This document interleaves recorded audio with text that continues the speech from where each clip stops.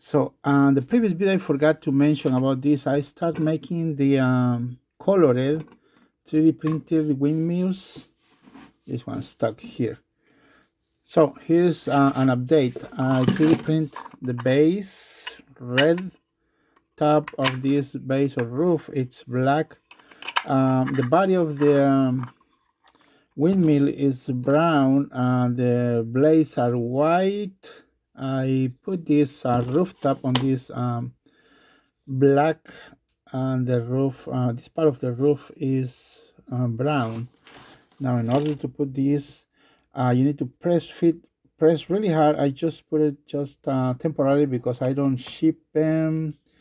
When I do the shipping, I ship them separately. Includes this post.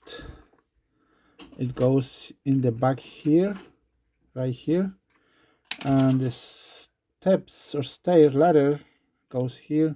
I also included these little wheels. I think we saw it on the intro video, so you can put it as a decoration. The only thing you need to do is paint this white and this part green. Door frame might be white.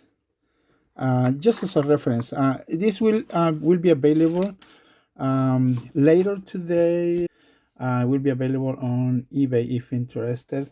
Check the link in the description.